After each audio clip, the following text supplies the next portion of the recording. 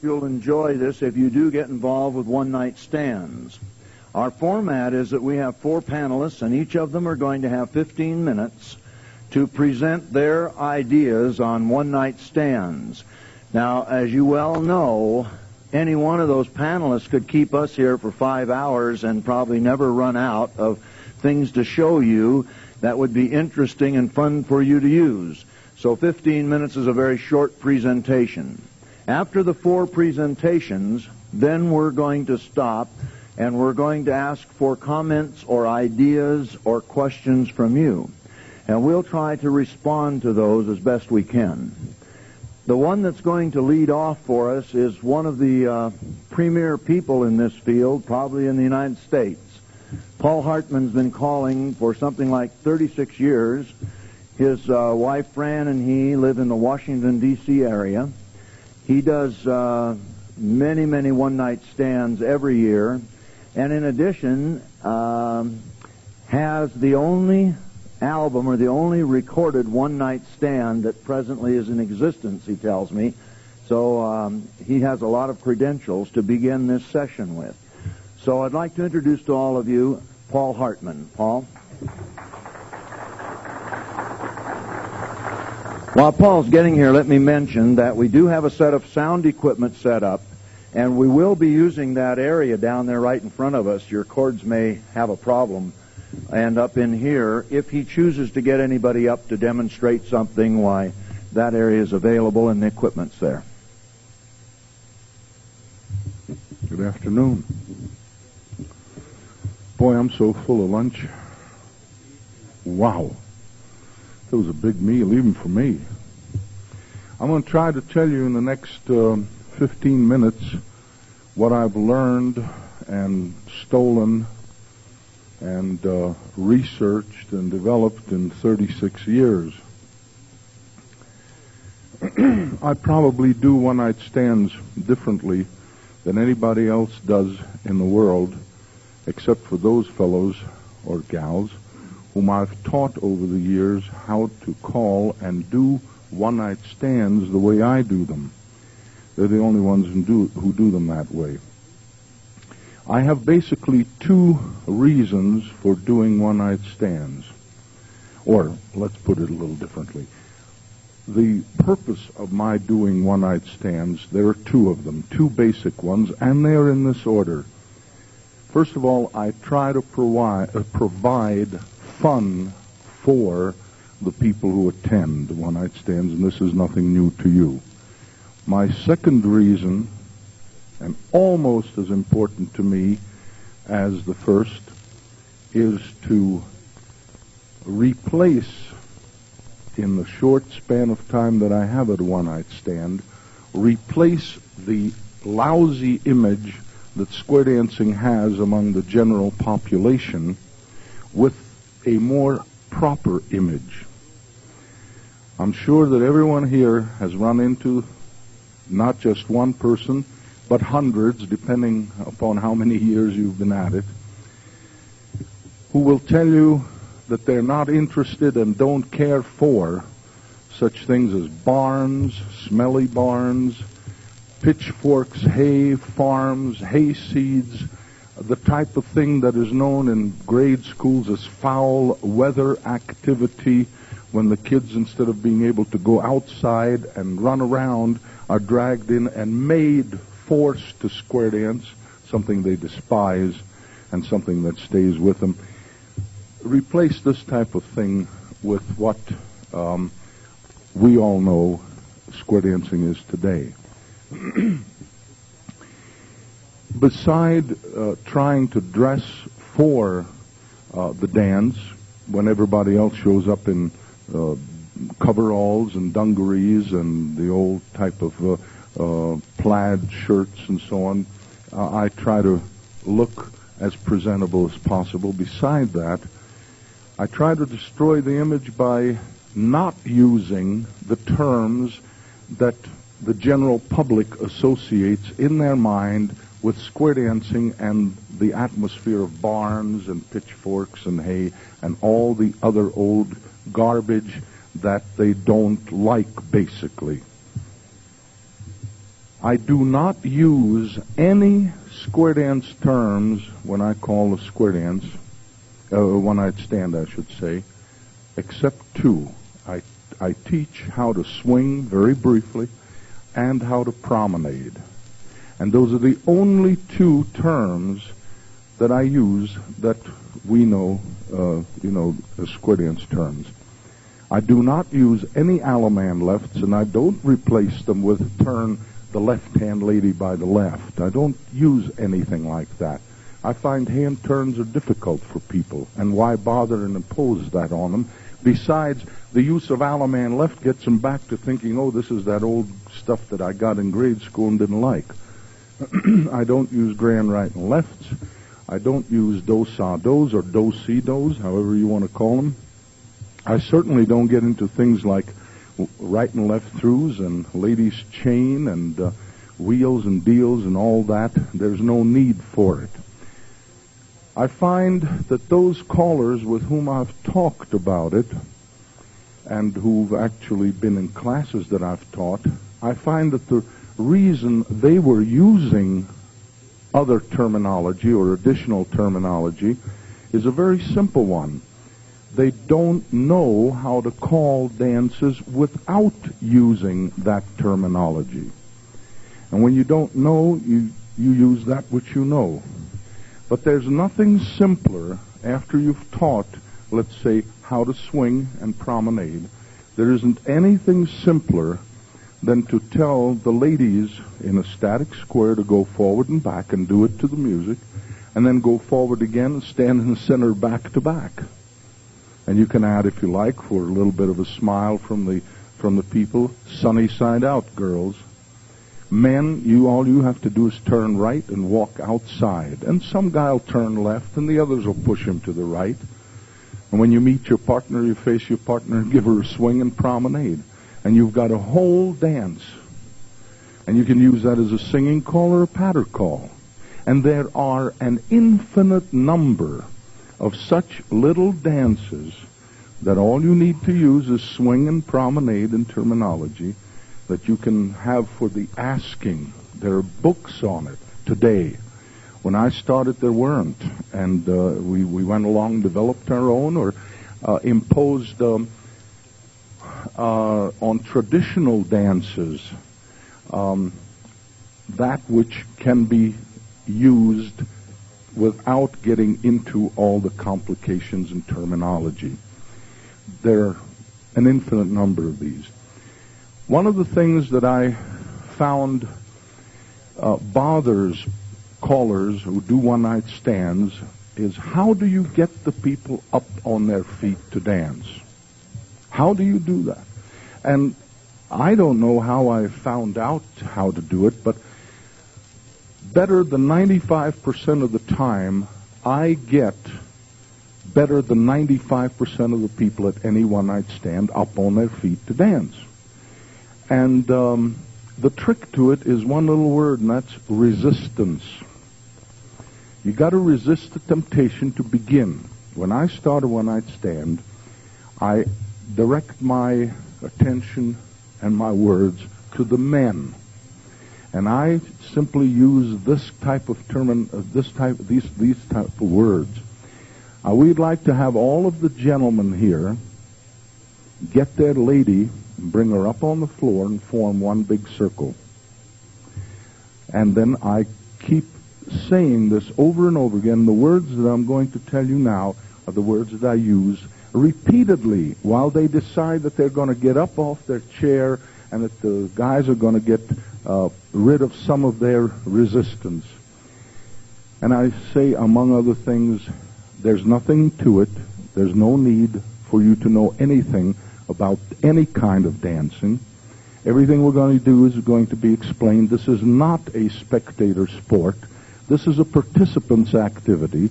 And we're not going to begin until we have all of the gentlemen here up on the floor with their ladies in a big circle. So you better make up your mind, fellows, that you're not going to sit and watch, but that you're going to get your lady or a lady and bring her up on the floor. And I keep this kind of patter up. We promised to use the English language tonight. No foreign words at all. It'll be all English. You'll all understand. Nobody's ever going to make a fool of themselves. We'd like to have all of the gentlemen here with their ladies up on their feet, and so on. And I literally wait until I get better than 95% of the people up. And they do. They do. Believe me, they do.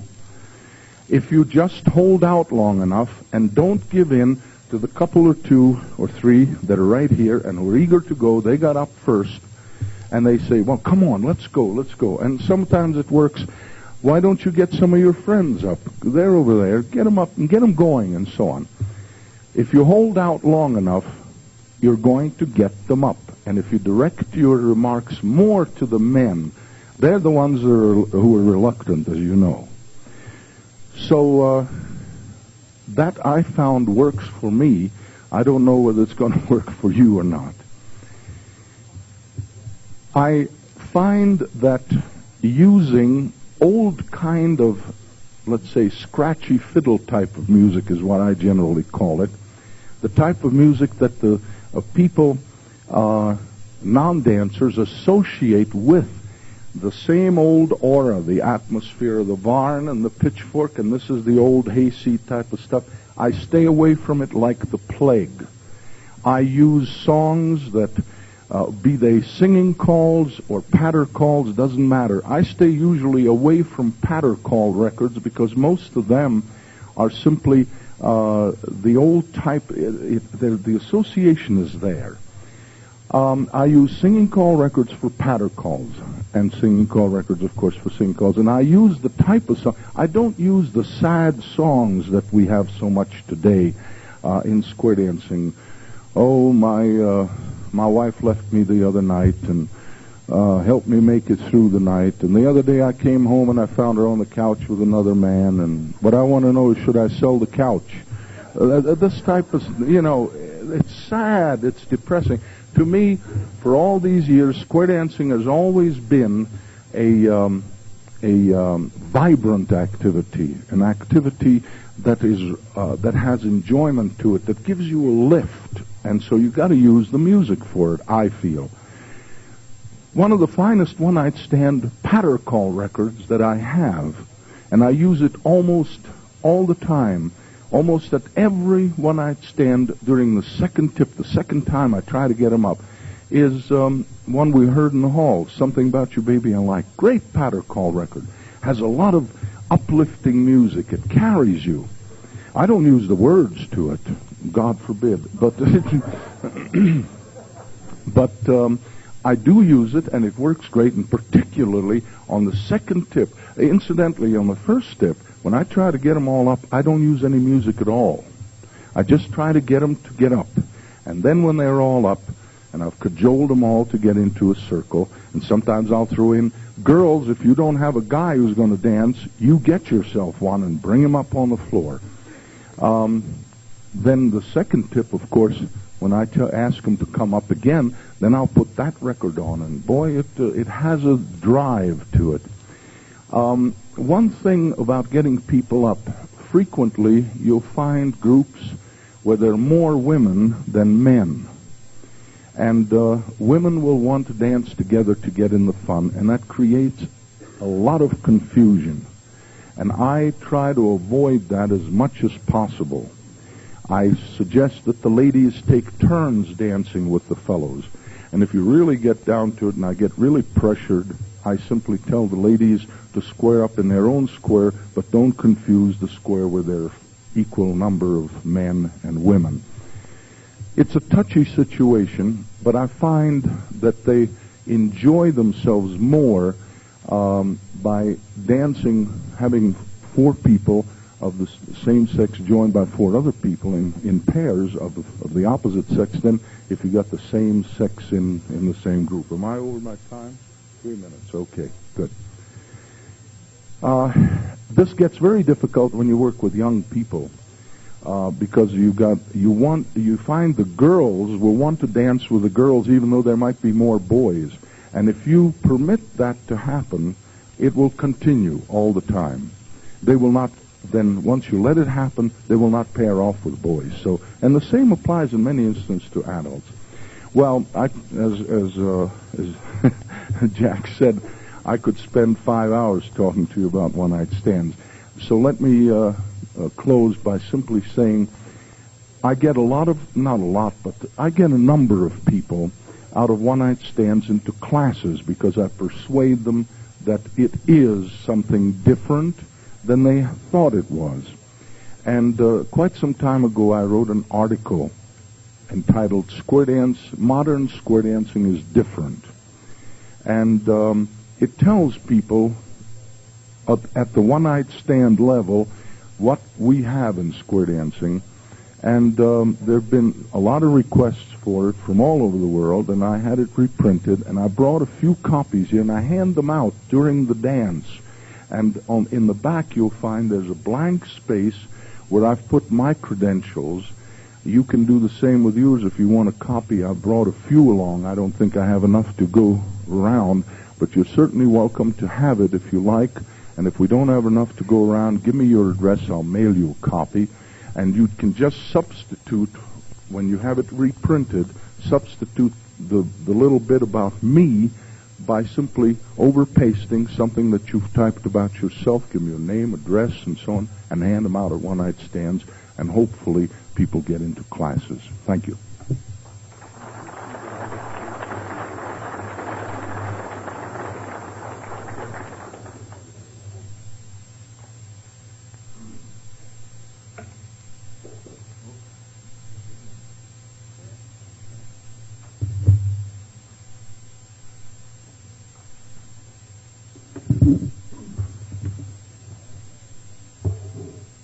Now, I've asked Paul if he would be so kind as to get copies of that to me, and I'll see about getting them printed in direction under a report of this committee, so that if we can get that done, you'll all have a copy of what he has there.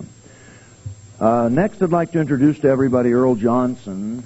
And Earl, with his wife Lucy and 3 children that are all married now, has been calling for 24 years in the Long Beach and Lakewood area.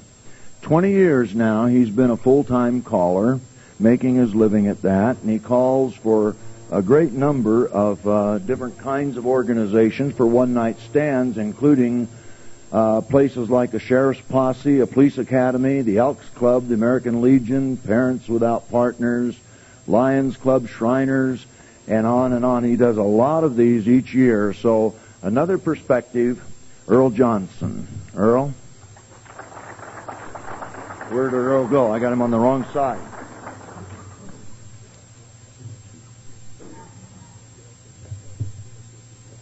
Well, since I haven't been at this as long as Paul, I'm not going to talk as long as he did.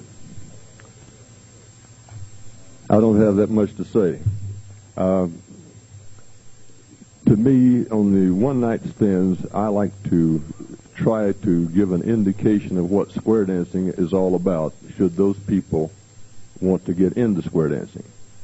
And if I can make a picture of it that they enjoy, then they're ready to go to class when I start a new one. And in 24 years of calling, I've never been without at least one class, and quite often have 4 or 5 going. I have 4 going now. And I don't do one-night stands as readily as I used to, because I think I sort of have 2 or 3 guys that are learning to call that I feel are looking for something to get them started. And if I think that one of them fits the occasion, then I'll call in and say, hey, I have a one-night stand here that I think you'd probably like to try, and give them a little information on it and try to get them lined up. And it turns out that it is a start for them. But the one-night stands, no matter if you did 50 of them, they're all different. They're all the same in one respect. You're trying to present square dancing to them, but at the same time, they're each one different. One particular one, as he mentioned, the police academy. I had a police group that has an annual meeting, and they had approached me about doing a one-day stand. It was an afternoon. And so I talked to the chairman of the group, and We got all the arrangements lined up, told them what kind of a dance area I would need, what I would need in the way of tables and outlets for electricity. I had that all set, and I was to be there and start at 2 o'clock, so they were going to eat around noon. I thought, well, I'll get there at 1:30, and that'll give me plenty of time. And they were all finished eating when I got there, and most of them were about half loaded. So I'm just letting you know what you can run into when you go out to do a one-night or one-day stand. And I looked all around for the guy I had talked to, and then eventually, about 15 minutes later than I should have been starting, I found him. And the people were playing cards, they were playing checker, they were playing cribbage, they were batting the basketball around, and they were sailing those frisbees around, everything but getting my attention, or me getting theirs. So I finally got the chairman over and talked to him. He said, well, I'll tell you what. He says, you're going to have to get them away from whatever they're doing. He says, just go ahead and do it. Well, what can you do? You know, I put on a record and I opened up the volume to get their attention in the first place. And I said, well, folks, we're going to do a little square dancing this afternoon. I'll introduce you to square dancing. And we'd like to see as many of you that think you can enjoy this or participate in it. Get your partners and let's get up here and we'll take just learn a few basic steps so that we can put them together then into movements. And everybody just stood and sat and looked at me and then went on back to what they were doing. And I tried this about 3 times. I put the music on and went the same pitch and nobody moved. Well, I had a contract for $150. And back then, an average dance would pay, if you got $75 for a dance, it was a big one. So you can see there was a lot of money involved. And I needed money at the time, so that's why I had taken the job in the first place. Well, it ends up an hour later, I haven't had a person on the floor. I haven't taught one word of square dance terminology. I have a check in my hand for $150. I wrapped up my equipment, got in the car, and left, and nobody missed me. Now, to make matters worse, about a week later, I got a telephone call from that same chairman telling me what a great job I did, and they wanted me back next year.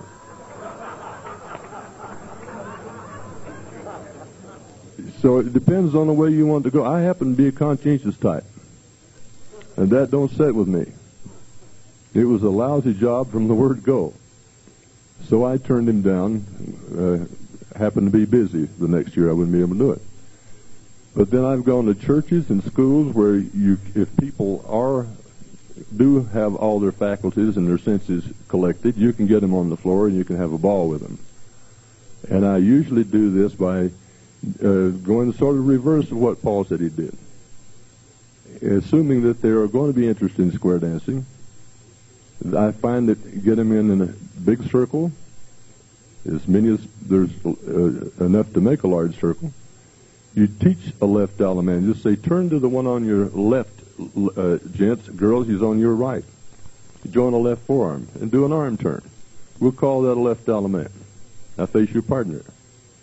Join hands like you're going to shake hands. And we're going to pull by. We're not going to now, just listen. When we pull by, we just pull by, give a left and the next pull by. If you keep going, it's a right and left grand. A right and a left and a right and a left. That's simple enough. There's a turn to your corner now. That's the one on your left. The one you did the left arm turn with. And do that left allemande, give a right hand to your partner and pull by and just keep going around the circle. And it's going to be a long time, but you're going to meet your partner after a while, but you will get a lot of practice while you're doing it. And while they're doing it, I'll put on some music. And to meet the partner, I'll have them stop. And I usually teach a swing, just a 4-count walk-around swing for a one-night stand or a one-day stand, because I've had several that were daytime. And simply have them face their partner, take swing position if you don't know what that is, take ballroom dance position if you don't know what that is, gently take hold of each other. Put the lady about a body width to your right side. Now, don't start measuring bodies. You know, you got to get a little something going with them to break them down off of that attitude of show me. And if you can get them off of that, they can start having fun. Then if they just do a 4-count walk around swing, you don't have to go into the buzz type where it gets complicated, and they don't feel out of place doing it. And if they happen to have a couple of drinks, they can still do it. And promenade back to home position. Well, that home position from that big circle will be exactly where you started. Sometimes it takes quite a while if you've got a big circle. And once they've done just a little bit of this, I'll go ahead and set up squares. Now, if possible, I'll get 4 or 5 couples of square dancers that aren't doing anything and would like to come over and have them join in with me. And if I can get one of them in each group, this makes it work faster. And the whole idea that I'm trying to do is present square dancing, as he said, get it out of the barn and get it where people of all sophistications can enjoy it and know what they're doing. And you can get your square set up. Say, okay, the way you know how to square dance is who you are in that square. You've got numbers. Your names no longer mean a thing. Your numbers are what counts. So the couples that has their backs to me are number 1 couples in your group. You've got to keep it real simple to them. I do it just like I was going to do a first night of a beginner's class. And I try to teach just enough basics that in, say, an hour's time, 15 or 20 minutes a session, that then I can finish it off with a couple of singing calls for the end of the evening. They feel like they've really done something if they can get through a couple of singing calls. And I have my favorites, and you probably have yours. And the terminology has got to be simple. I'll teach a promenade half and do a right and left through, and the ladies chain. I might go into the men star left or star right. Turn your partner left, turn them right. A right and left grand, weave the ring. I'll teach all those things in about an hour. And I'll have them doing all those things. But I'll do just the patter for the first hour, teaching with a patter record. And I usually try to make it, as he said, not a real cornball type patter record, but one that has a good, definite beat that people feel. They want to pat their foot, they want to go. If you get that feeling, next thing you know, they're laughing and grinning and going on, and you've got to throw, if you know, a little one-liners you can throw in as they go, and maybe there's a couple of 3 people you know personally in the group that you can throw a couple of jokes at, loosen up the crowd, and what you want to do is once they start doing these things a little bit, then say, okay, now we're going to do this again, but let's see how smooth you can do it. Instead of being your little rough and jerky, let's see if you can smooth it out. You'd be surprised what you can do with them in 2 hours. Now, usually I don't like to go more than an hour and a half or 2 hours on a one-night stand because the people's attention are thinking they've got things they're thinking about at home, other things they've got to do tomorrow. You can't keep their attention too good beyond 2 hours. And to me, you've got to keep them right under your thumb that whole time. If you let their attention wander, you're going to lose them. Some of them are going to walk out of the hall or off the floor, and it'll be the last time you get them back on the floor. And to mix them is one of the best things I've found to do. Now, in the first place, the husband is usually mad at his wife because she drug him down in the first place. But if you can put him with some other lady, it will change the whole picture.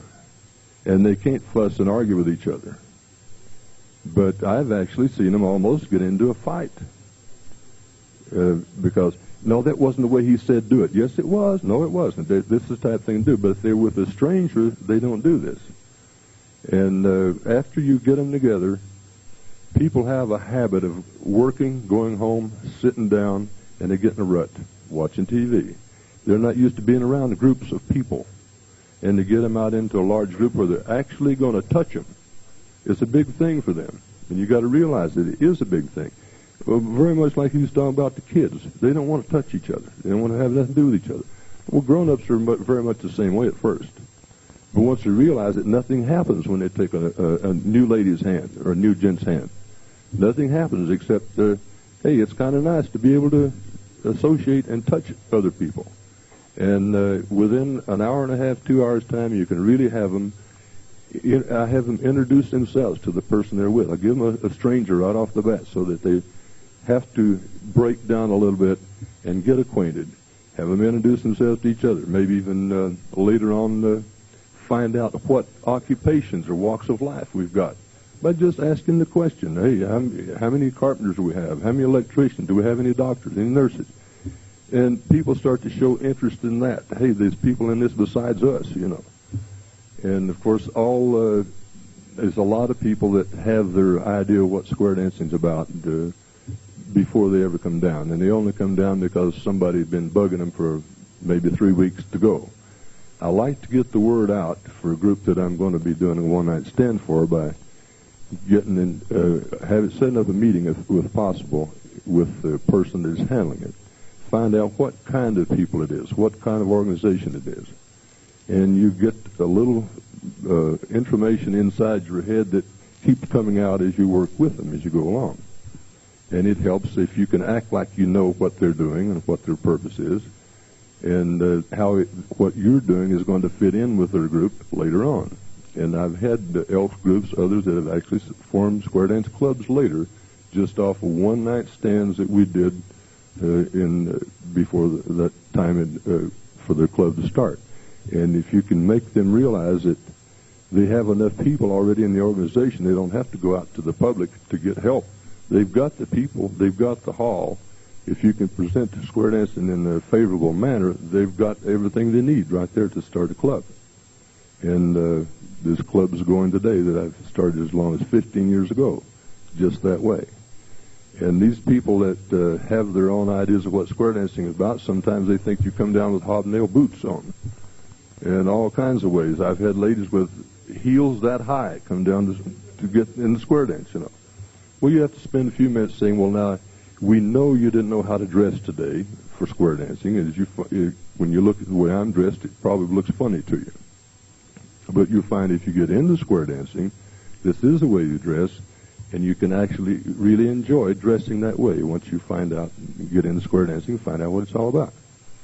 So I'll ask the ladies, if you don't mind, slip off the high heels, because you could turn a foot and hurt your foot. So just dance barefooted if you have to for a few minutes, and it's kind of a joke to them. They'll kick them off and laugh about it, and you can get them started.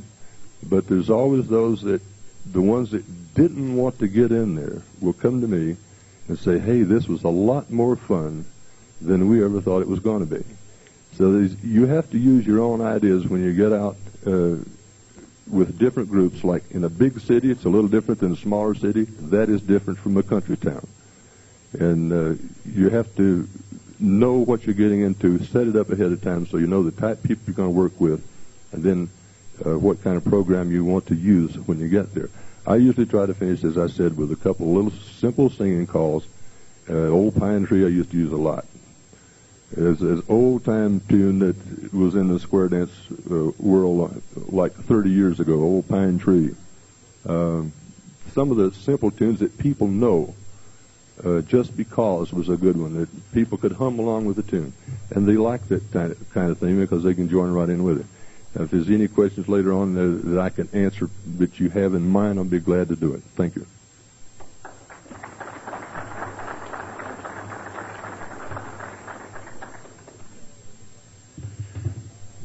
The next fellow that's going to be giving us a little bit of his experience is really kind of a special guy for us because he comes from England. And in England, he's married. He has some children that range from 18 to 11 years old. And he's been calling for 24 years, and for the last 9.5 years has been a full-time caller making his living from one-night stands.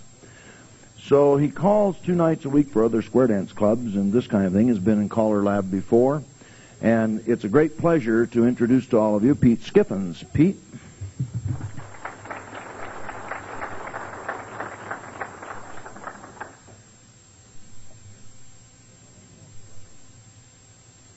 Gee, that's a long walk from up there.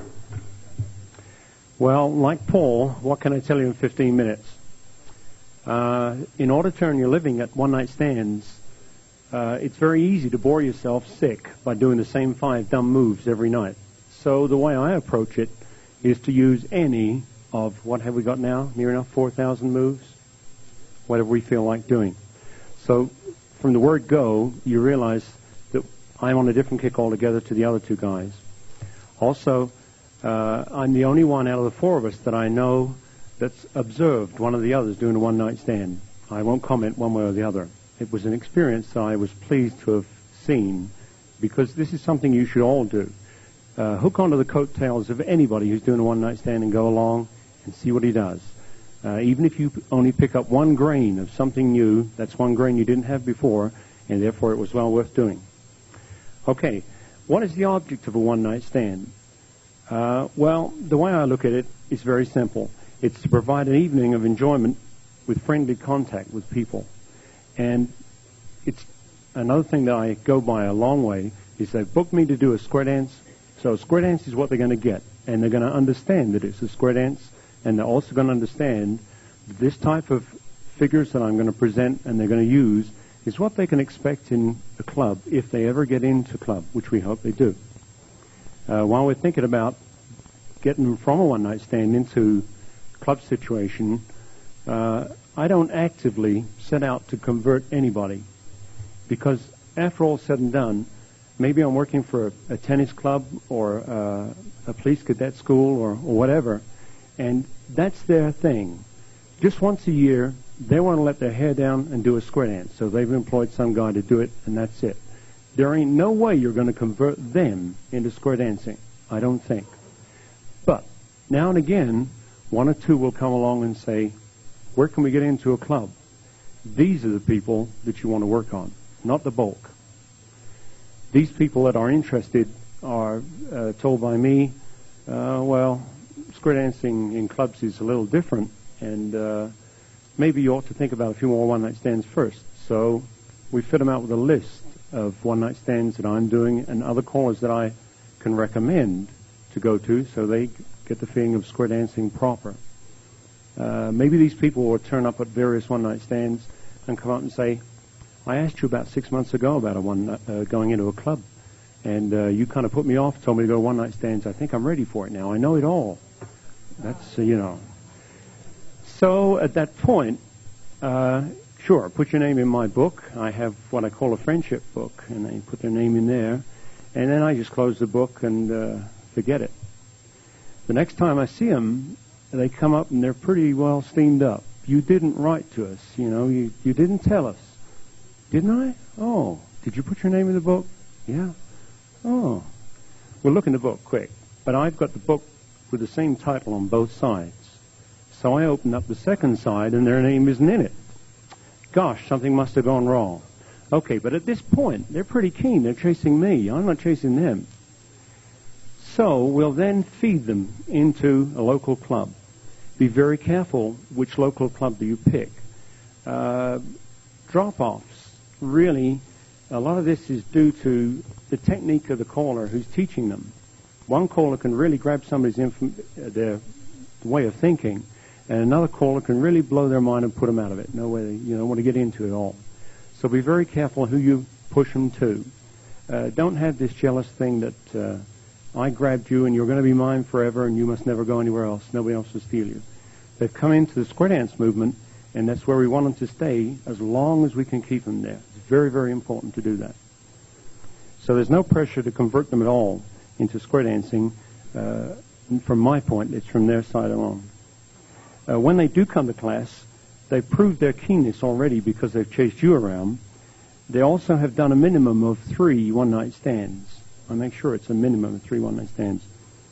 And because of the different figures I use, they could have done load the boat or anything at a one-night stand. So they have a pretty fair idea of maybe what a square dance club is going to be at.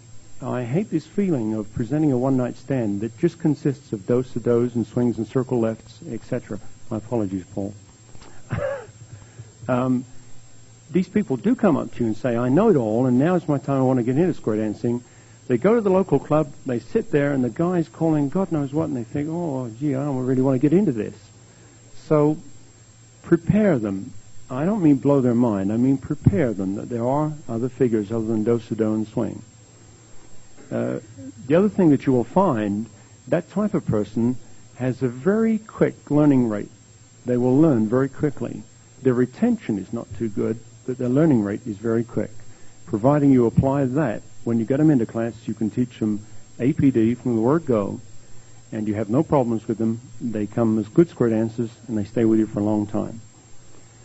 I guess there are 3 keys to the way you present a one-night stand, the way I see it. The first one is the way that you teach. How do you actually get it across to them? The second one is crowd control, which is very, very important. As you know, you can find yourself in a situation where you cannot control it, and then what option do you have but to try and get your gear and you out of the door in one piece, preferably with your check. The third one is your personality. And when we come to talk to different callers at home in our Callers Club, this is the one thing you can't teach a caller. It's the one thing he has to do himself. He has to have a personality that will relate to people. But those are the three main keys, I guess. While you're working on your one-night stand, it's most important to give your dancers complete confidence that they will succeed. Only program and call material that you know they're going to cope with. And this, again, is something that experience will tell you. You have to observe. If they're all drunk, they can't do it. So you've got to work on a lower platform. But I guess within the first 20 minutes of starting a dance, I know where I'm going. I have a pretty good idea. Secondly, the dancers should understand the resultant effect. If you're going to teach them, for instance, to do a chase right on a one-night stand, the first thing, don't screw your eye out. It's quite easy to do. The first thing that you need to do before you ever get into it is to have a way out of it that they understand. So maybe we'll teach them near the beginning of the evening, touch a quarter, boys run, circle left. So boys run is the way out of a chase right. There's no problem there. When you decide that this is a time to do your thing, it's another guy screwing his eyes up. I like it. When you come to teach them that, if that's what you're going to do, okay, we're going to do it with the head couples. We're going to get you to change places with your partner, and the boys turn around and face out. Now, understand, this is where you will finish. Now, it doesn't matter what hash they make of getting there. They know where they got to get at. And after they've done it one or two times, preferably the first time is no problem. But after one or two times, they have that knowledge of where they have to get to, and they suddenly realize how they did it, and they're successful. So it's no problem to them. So whatever you're going to teach them, make sure they understand where they have to go to. The resultant effect is very, very important to them. The third thing I have written down here is create an illusion as quickly as you can that they cannot afford to sit out. Now, I don't mean be pushy all night long, but just add a little something in almost every time. And every now and again you'll find somebody will sit down. They just can't do anymore. Their feet ache or something, and they're in trouble the next one. They're really pushing at it. They won't be really in trouble, but they get that illusion that they can't afford to sit out. It also controls the booze problem. If they don't have time to get at a bar, they can't get drunk. And so often, that's true. So often the local bars that come into these one-night stands and do a bar there will complain bitterly to me that I didn't give the people a chance to buy beer. And I say, well, I was hired to do a square dance, not to sell beer, and I pick it up with the people who booked it. Probably the next time I go there, on the ticket it says, bring your own beer. Problem solved. So there's no trouble there. When you first start off an evening, get in as quickly as you can. I go along with Paul. I would estimate at least 50% of the attendance before I ever try to start. And I go for 98%, not 95, 98% on the floor every time. If this means I have to dance squares of 4s and 6s at the same time, do that. It's easy to control. If you want to do a right and left grand, obviously the 6 have to go a little further. So while they're doing it, tell the 4s to do a do-si-do at the end of it, and then they'll all go into a promenade at the same time. It works out nice. You can time it out pretty well. As for the start of an evening, I don't buy circles. I used to, but I'm afraid I go into squares straight away now. I feel 8 people in problems in a circle are seen by the rest of the people in the circle, and that creates a doubt in the mind of the others. 8 people in trouble in their own square, the other people don't have time to look out of their square to see what's going on over there. They're too busy there. If you have a bunch of people that are in trouble in squares, they're not seen by the others.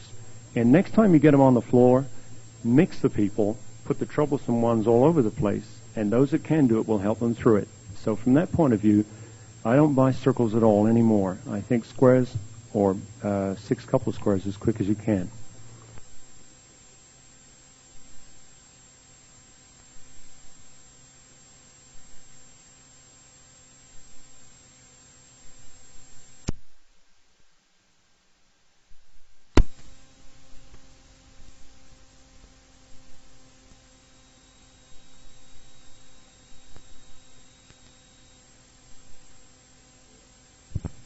Floor.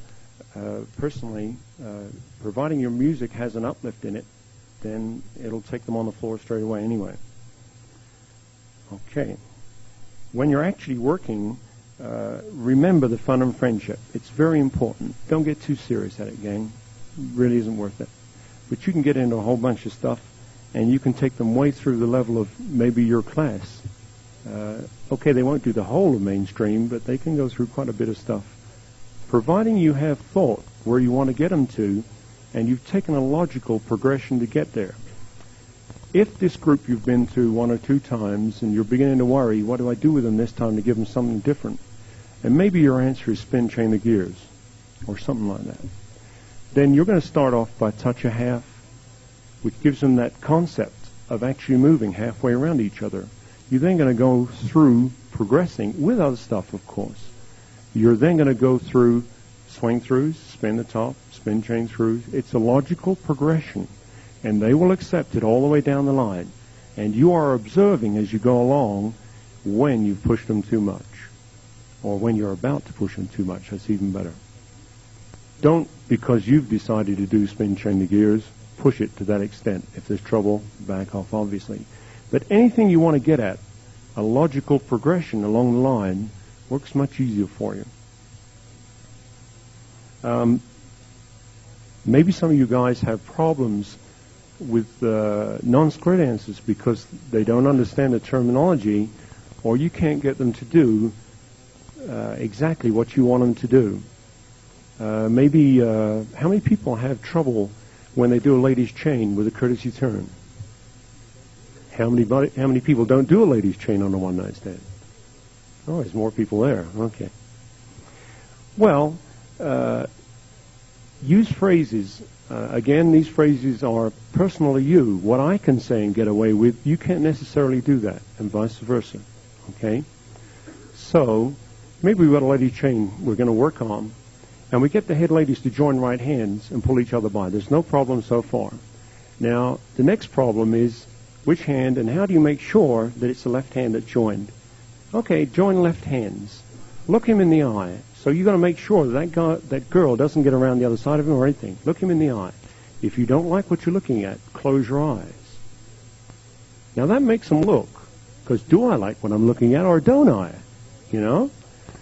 So there they are, static, facing each other with their hands held. You haven't got them in any wrong position. They won't be anywhere other than that because you haven't given them a chance to get there. Girls, you notice that the man has the right hand free. It's normally called his inactive hand, so you better watch it. Fellas, slip your right arm around her waist. Now, because you've used that phrase, or maybe it doesn't work for you, but it works for me, inactive hand, that's made the guy go, oh, and it's made her go, See? So there you are, that's the right hand, and it's coming in, and, okay, make sure you keep that arm around the girl's waist. Make sure your hips don't part company, and look for a guy that's 7 foot and a girl that's 4 foot, and say, you'll have to bend your knees, sir. And everybody goes, great deal. But you've emphasized keep the hips together. Keep your arm around the girl. Girls walk forward. Boys pivot on the spot. Turn the girl around till you face in. And that ladies' chain is taught as easy as that without any problem. I'll guarantee 100% success every time. Now, these word phrases, the way you teach, you've got to develop them yourself. I could give you a whole bunch, and they maybe just wouldn't work for you. Maybe you're just because you're in a different country, it wouldn't work, or, okay, I've got to watch here. I've seen it first. So be very careful how you do this. Some word phrases that you use won't work. Chuck them out. Get rid of them, and get the others ready to work on.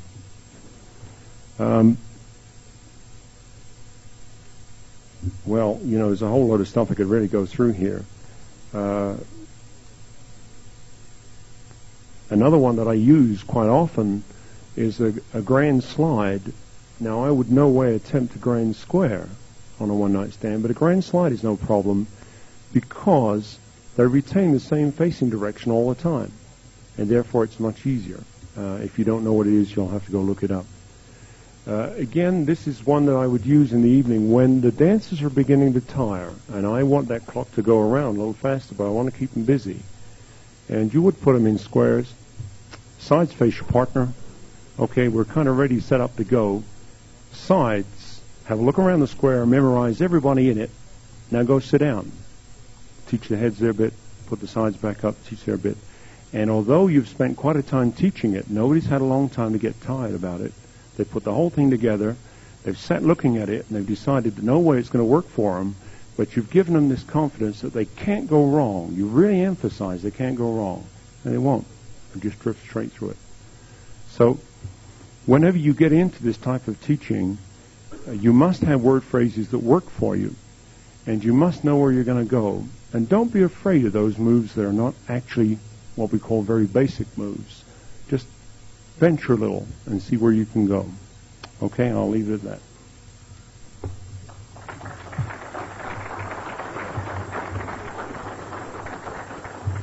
Thank you very much, Pete. I'm Jack Murtha, and I'm from California, around the Yuba City, Sacramento area. My central job is a school consultant, and I've been in education for 30-some years and calling for better than 28 of those. And I do a tremendous amount of work, not only with adults, but also with kids in our school programs. And so I'm going to take a few minutes and actually go through some of the things that I use in a one-night stand with some of you.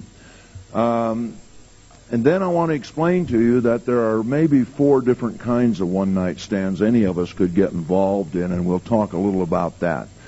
And there are many, many different ways that I use to get started depending on the group. But what I'm going to show you is a kind of a typical way of trying to get some people started and trying to go through a series of calls that I want to use in my program for that night. Okay, so hang on a minute while I change over here to the other set.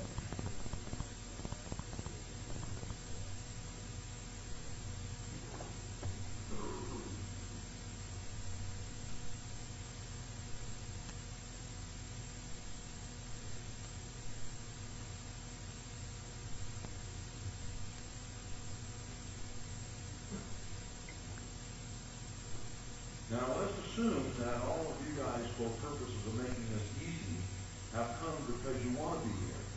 And so you're here at a one-night stand with an intention that you come and you're going to participate.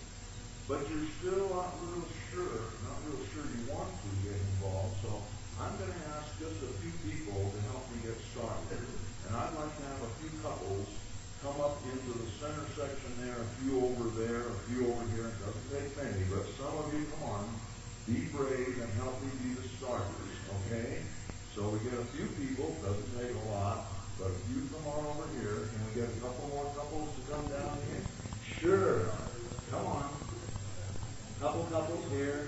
Maybe a couple more couples up in that area. Somebody. No, we don't need any more. Just any number. Doesn't matter. Come on, any number. And some up in there, some here. Okay. Now, the first thing is we never start in squares, and I don't usually start in circles, usually only with partners. So everybody now face your partner, shake hands, and wish her good luck. Now take about 3 steps back away from each other. When I say go forward, I want you to walk forward, clap both hands, and then back up to where you started. Forward and clap hands, and back up to where you started. Okay, now this time when I say go forward, I want you to walk forward, hook right elbows, go around each other once and come back to where you started.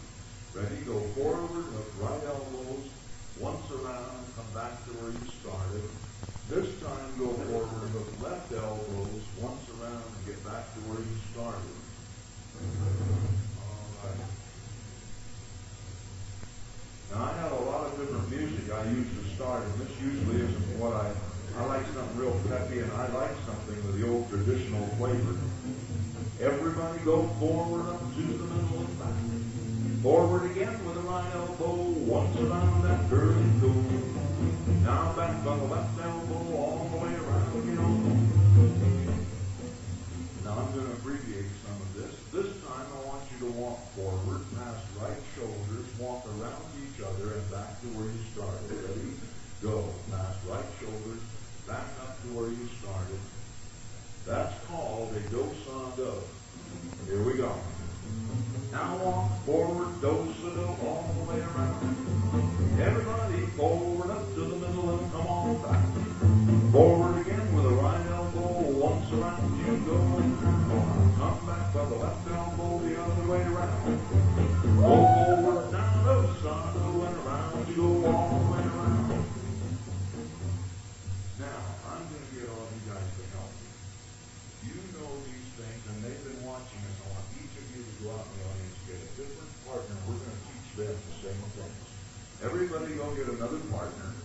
Get another partner and bring them out. We're going to teach them the same things.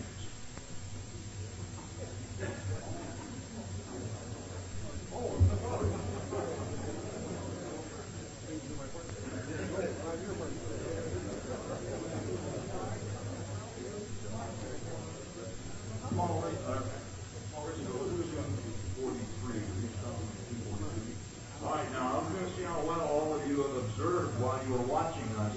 Face your partner, shake hands, say hi, partner. Back away, and here we go. Everybody go forward and back. And don't forget to clap both hands. Forward again with the right elbow, once around. Now back by the left elbow, once around. Now past right shoulders, go back to back and back up to where you started. What a clap. Great. Everybody forward up to the middle and back. Now forward again to right elbow, one time, no. Now back to the left elbow, the other way around. Hey, forward, do-sa-do, back to back. We're going to learn another call. Walk toward your partner, stand still, with both hands up in, I'm sorry, wait. Both right hands up in the air, palm to palm together. Keeping the palms joined, walk around each other once, all the way around, and stop. Put your hands down. Now put the left hands up, palm to palm, go all the way around the other way. Put your hands down and stop. That's called a star with the right hand first. Ready? Right hand star. Once around. Back to the left hand star, the other way around. Go forward up to the middle and come on back. Forward, do-sa-do, back to back, you know. Now forward, turn right elbow one time, you know. Come back to the left with the left elbow and around you go. Same couples, now star right, all the way around one time. Clap hands once. Back to the left, all the way around. All right, now I have to have all you guys help again. I'd like each of you to take your partner and go out in the audience and get another couple. Find another couple to come out with you. Everybody go get another couple. Find another couple anyway. So we got to get two people to come out with you and keep them with you this time. Don't let them go. Get away. Come on, we got to get two more people. That's the way. If you feel crowded in one place, look around where you can find a nice empty open spot. Good. If you can't find enough ladies, get two men. That's all right, too. 2 men or 2 girls, that's all right. We'll even make that right. All right. Okay, now let's see if all those people were watching carefully. Everybody face your partner. Shake hands and say, we're in this together. Here we go. Back away. Everybody forward up to the middle and back. Forward again with the right elbow around you go. Now back by the left elbow all the way around. Now forward, past right shoulder.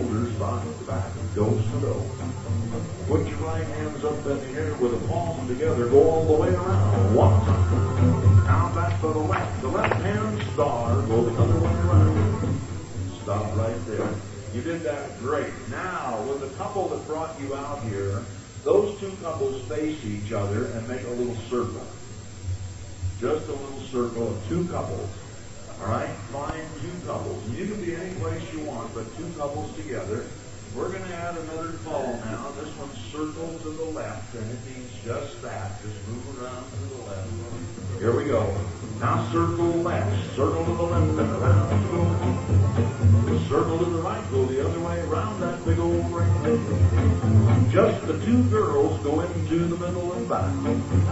Two girls do-sa-do each other back to back. Now just two men into the middle and come on back. Two men do-sa-do each other back to back. All four of you, right hands up, make a four-hand right hand star, go once around. Put the left hand in, back by the left, the other way around. Everybody there, face partner, back away. Everybody forward, up to the middle and back. Forward again with the right elbow, once around, go.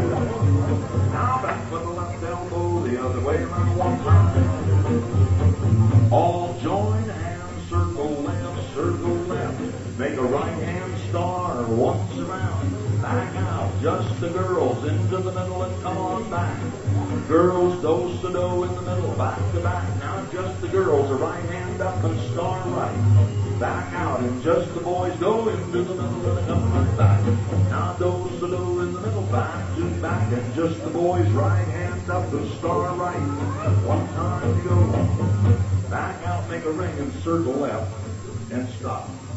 Every group of four, go get another group of four and make it a group of 8.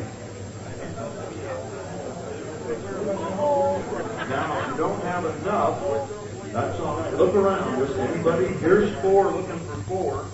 Can we get 2 more couples to come and join us? 4 more men? If not, for right now, one of those join that group. Oh, here, good. Here we've got another couple coming. Great. Can we get one more? One more brave couple out in the audience, a man, a gal, or 2 men? Marvelous. Okay. Now we're going to add all those same things together. Everybody join hands, circle left and around. You go all the way around that ring. Just those girls into the middle and they come right back. If we have 2 boys together, we're getting them to help us by having one of them go into the middle when I say girls. The man that is doing that is the one to the right of the other man in the 2 couples. I didn't spot that quick enough that I had that out there. 4 girls go into the middle and back. Sorry, man. Girls, right hand, star in the middle, go once around. Back out. Now the men go into the middle and back. Men, star by the right in the middle, go once around. Back out, everybody, join hands, now circle left, and around you go. Reverse, single file, drop hands. This is called the promenade direction. Keep going in the promenade direction. Remember which direction that is. Put the men to the center, back to back. Girls promenade round the men, go all the way around. Girls stop in front of your partner and shake right hands and don't let go. Underneath, join left hands, and both of you promenade in the promenade direction. All the way around. All the way around. Go, and now back out, join hands, and circle left, and go on again. Reverse, single file, the other way around, drop hands. Put the men in the middle, it's back to back, and the girl promenade the outside track. Each partner join right hands, underneath join left hands, promenade as a couple in the promenade direction. Very good. Now everybody stop and form a square. Make sure that each couple is shoulder to shoulder and has their back to one wall of the room. Everybody who has their back to the wall where the caller is standing is number 1 couple. So number 1's into the middle and back. We number to the right, and the couple to their right is number 2. 2's into the middle and back. To their right is 3. Go into the middle and back. And to their right 4 go into the middle and back. Number 1 couple face your partner do-so-do. Number 2 face your partner make a right hand star. Number 3 face your partner left hand star. Now number 4 face your partner shake hands. All join hands, circle left and right, circle to the left and around you go. Get back home now. The number 1 couple, when you're back where you started, take your partner, promenade outside your square all the way around. Now, number 2 couple, promenade outside all the way around, and everybody else move into the middle and kind of get out of the way, give them room. Number 3 couple, promenade outside all the way around. The rest move in, get out of the way. Number 4, promenade outside all the way around.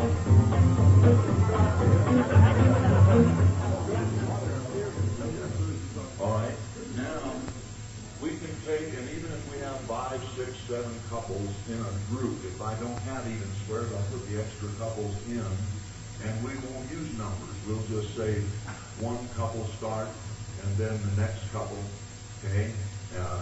We'll do just a little bit with this to give you that idea.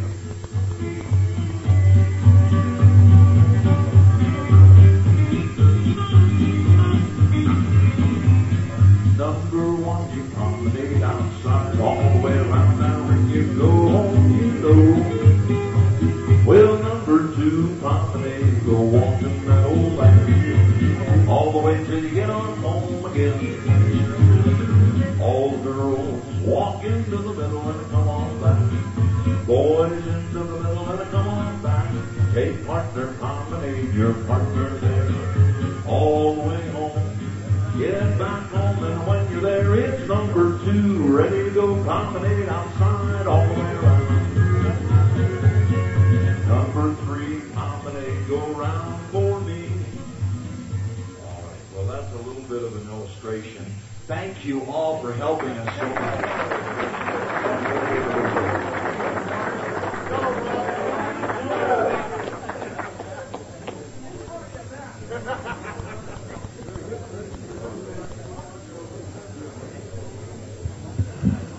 Now let me just briefly mention, before we turn this over to the audience for questions and things, when I said there were 2 or 3 or 4 different kinds of one-night stands you can get involved in, let me kind of crystallize what I mean. You can get involved in a one-night stand that's mostly adults. In fact, is all adults, and are there because they want to be there to dance at a one-night stand. You can also get involved with a bunch of adults who are something else, and as Earl found out, they really didn't come to square dance, and they are really reluctant and difficult to get with you. Then you get into kids, and kids a different world. You get working with a 5th and 6th grade group, or of all of them, the 7th and 8th grade groups are either the most fun or the most ornery, difficult bunch in the whole world to work with. And if they are reluctant, they're hardly ever there eagerly awaiting the square dance when you do a one-night stand. But there are times when they're there actually with their necks bowed against getting in, and it's really a lot of work. You really have to do a lot of interesting things to get them on their feet and to get them to go with you.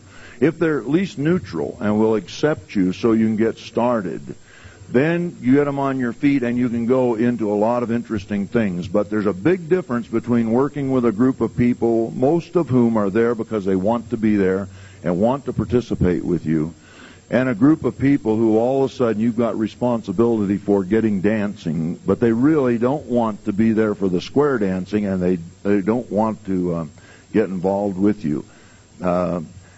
So that just gives you some different levels to think about this. There's not any such thing as just one night stand. Everyone's different. And I know if you went to each of the 4 of us, you'd have a great time. But it would be a vastly different evening with each one of us, depending on who of us was running this. Now, I want to turn the rest of our time over to you to ask questions of anybody in the panel. If I could ask the panel all to come on up the table here, maybe we can be together. And I'd like to have you ask questions or make comments, or if you have a great idea for something that works at a one-night stand in your experience, share it with us. I'm going to repeat your questions so they'll go on the tape, and I'll try also to make sure the guys giving answers talk on this. Yes. Hang on just a minute. Yes. I have another one that I like a little better. It's even simpler, very much similar to that. It's a little one that is similar that we learned from Jerry Helt, and just uses the roll away and the slide in and back, and that's all there is to it. And both of them work very nicely. Bob now. Yeah, kids who are neutral and give you a chance to work with them. Now, when I say kids, I'm not talking about that high school, college group who come and are really ready to go. Boy, they're charmed. They're fantastic. We have great times with them. I'm talking about fourth graders to eighth graders who are neutral or who are reluctant. That's two of them. Then adults who are ready to go and like the high school kids or are real reluctant. Those are the four. Yes. Oh, all right. Bob's question was whether or not I said there were 4 different types of one-night stand, and he wanted to know what those 4 were again. Yes.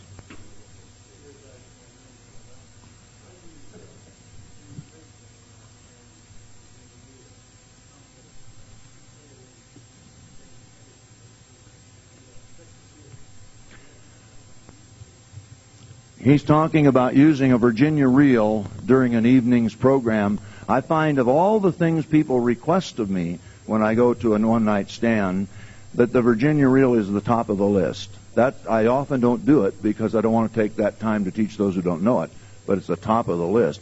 I didn't get your question on. You were asking about whether we did bingo waltz, right? And I said yes. Maybe some of the other guys want to react to either of those questions. Do you use bingo waltz? Do you guys all use it? Yes. I know 2 versions. Bingo waltz. The bingo waltz is a record. It's on Royal Canadian, I think, or is it? What is it? Oh, Ashton now, 101. Okay. And it's a nice waltz mixer that uses a right and left grand. You spell bingo.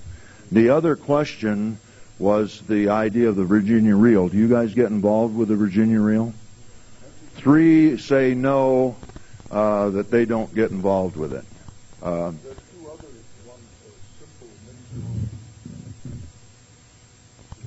Sure.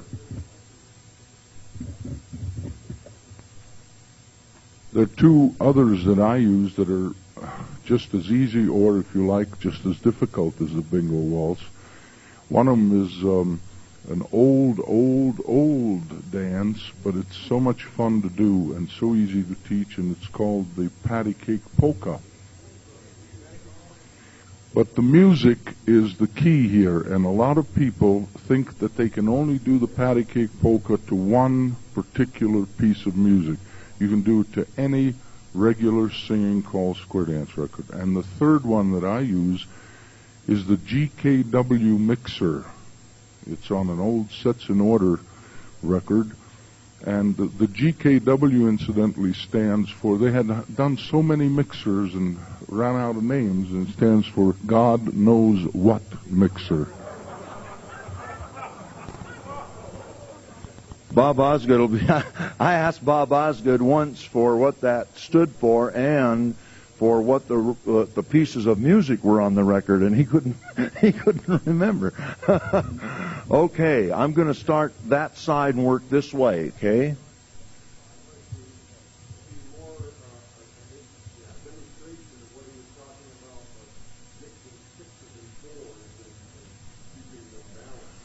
All right. Could you take a group, for instance, of 6 couples and show? Now, we have to have your help real quick because we're not going to waste a lot of time trying to get people up. In fact, I'll tell you what, while he's getting people up, I'm going to take another question, And when he's got 6 couples, we'll have him do this. Okay, let's see. That one back there, yes. Numbers or heads and sides. The other guys can react. I never use the terms heads or sides. I always use numbers. Because I don't want to teach them 2 terms, and I have to have them separate. I have to teach them numbers, and I don't have to teach them the other. That's me. Now, you have a reaction? Yeah, but this one might be hooked up a little differently because it's over there. Go ahead. When I use the terms, I go numbers first, and then I say the numbers going with the caller. That is the head. Visualize a table. Everybody sit at the table. You got heads of the table, and you got the other way the sides. So the odd numbers, heads, even numbers, sides. They don't seem to have any problem with it. They pick up right away. Paul, do you have a reaction, or do you have one, Pete? Well, if you sometimes want couple number 1 to do something, only couple number 1, you've got to identify numbers. And there are a number of nice, easy dances where you first have couple number 2 to number 1 do it, then 1 and 2, then 1, 2 and 3, and then all 4. So if you don't identify numbers, you have problems. All right, coming this way, who was next in order here?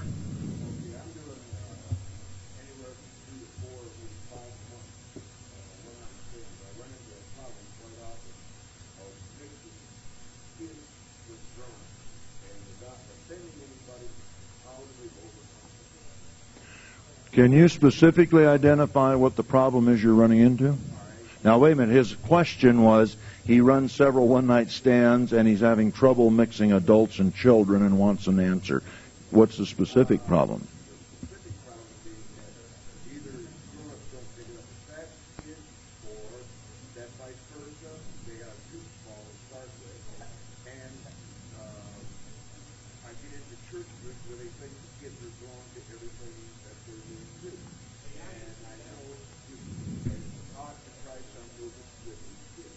Okay, we've got a volunteer.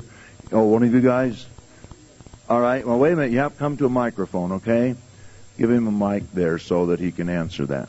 I'm just a wrestler. I do numerous one-night stands. I do a lot of church groups like that. When I run into that problem, I tell them, okay, this one I'm going to do for mom and pop. And the next tip will be for the children only. Now, if the children want to dance with mama and papa, then in that tip, you get mom and papa to come out and dance with you. So I'll call a tip for the children, but then the next time I say, now this time please get Any of the blue ones are patterned.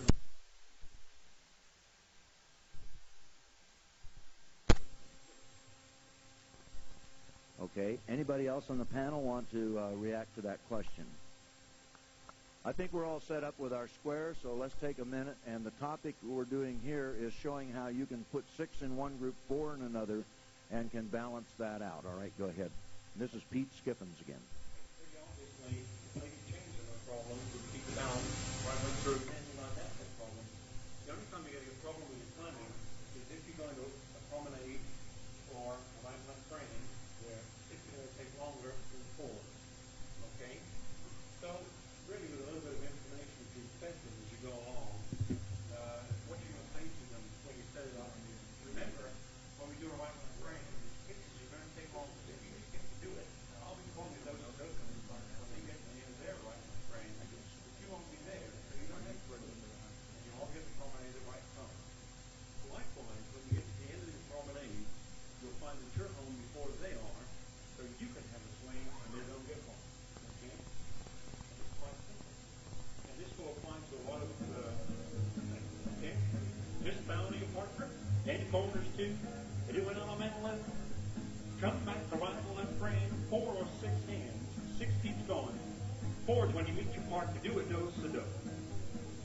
Everybody, promenade, go round the ring, then you go back home. 4 is when you're there, swing. The others, you're there. Okay. So by just adjusting your timing slightly and giving them just that, and this works on a one-night stand. It's really the information they can do. And if you have 1 or 2 bunches of 6, make sure they're pretty close to you so you can point at them. They like to be pointed at. They're not deliberate in any way. With that little bit of information,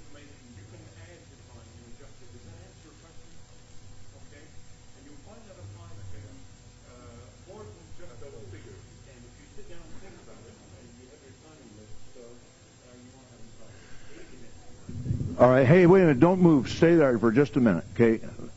Go ahead. You had a question on this.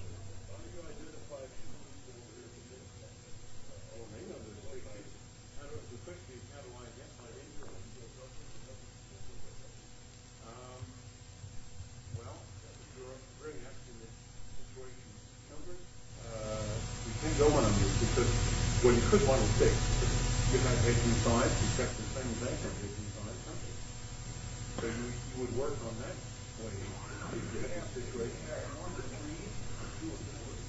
Yeah. No, that's coming. That's coming. Well, You're going to get into this. Do something else with it? I tell you, I think you have the idea, and I'm going to have to because we got a couple more ideas and time's going quick. But what I want to do is, Paul says he has something that's very interesting that he could teach you in a minute and a half. So I'd like to have him take a minute and a half and show you this little thing that he uses at a lot of his one-night stands.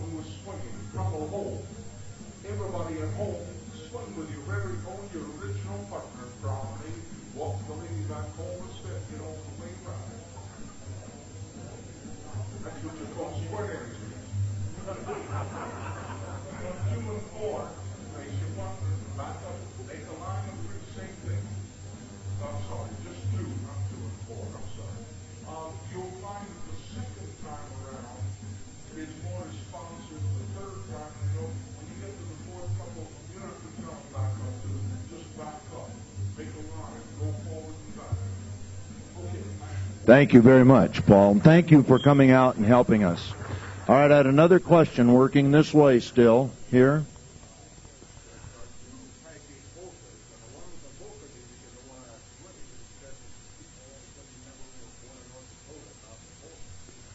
All right.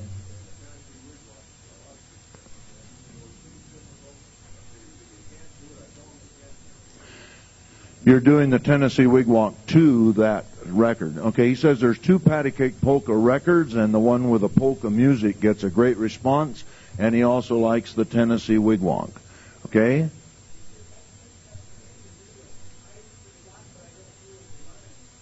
Okay.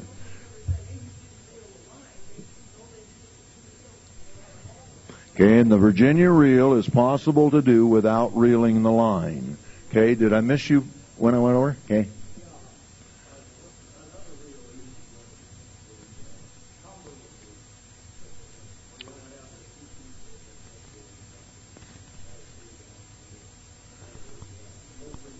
Do you have a source for that? Is there a record for it, or is it Cumberland Reel is the name of it, right? Okay, Cumberland Reel is a version. Okay, great. A folk craft record, okay.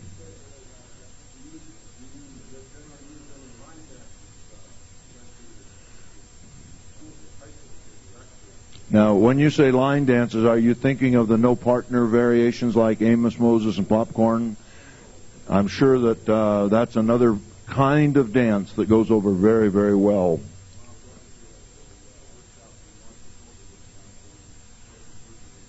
Right.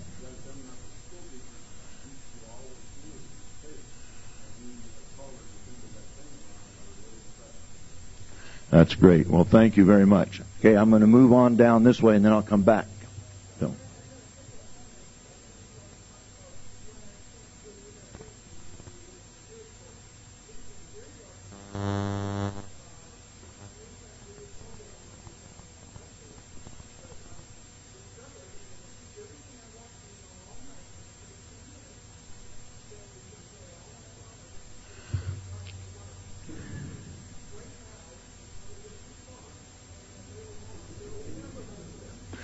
The comment is that where you run into drinking at a one-night stand, that if you can do a good job in the first 10 or 15 minutes of your program, then you can build on those for the rest of the night, and the drinking isn't going to foul up the rest of your program. Okay?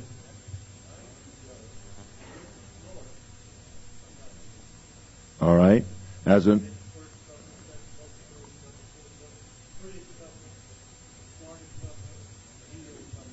Okay, as another idea, the rip and snort that many of us will remember, yes.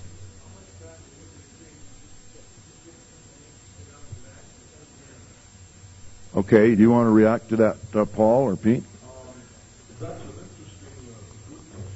Oh, so let me put it on here.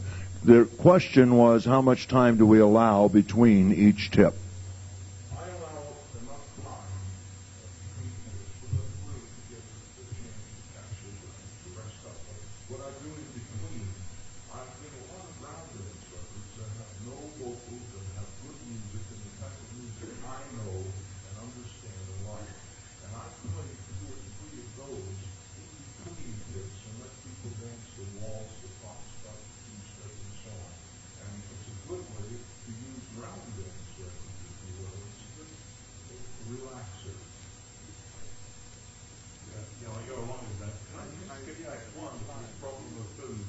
Okay. It seems to bug you guys quite a bit, and it's pretty standard in Britain. Let me quantify that. It's standard in Britain for one-night stands, not for square dance. Okay? You should never, in my estimation, go to any one-night stand without knowing what you're going to. 100%. The only way you can get over that problem is to be sure that you have a contract which asks such questions as if there are bars. What size is the hall? What will the access be? What type of people are likely to be there? Will it be all boys, all girls? What do you do with 300 women and no men? Great fun. Very easy. I'll answer that one for you. But your contract, and this is where I feel maybe Paul will have a contract for the auditor, should give you this information. That way you know how far you have to travel to get there. You can do the whole deal before you ever leave home. There's no problem. And the booze doesn't catch you up. Thank you, okay?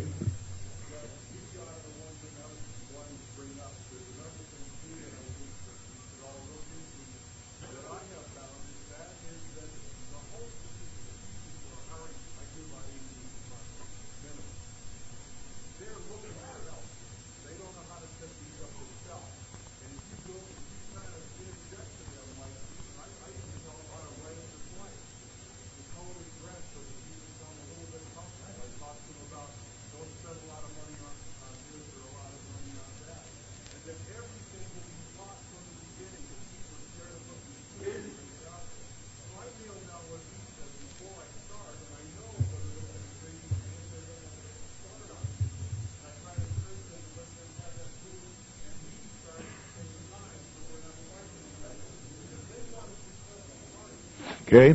Now, he's reinforcing the comment that Pete made about knowing what you're getting into before you go. Be sure that you've met with people if necessary, but you know all that you can about just what's going to happen once you get there before you go, and help them get it planned out. Let me teach you a little quick thing that might help you if you do any of these things with kids. I don't know why this works. I only know that it does. Could you help me for just a minute? I've learned that about kids, and maybe adults too, they're much less concerned about working with people if you keep their hands above your shoulders. For some reason, I can have boys walk in and touch both hands or do stars all night, but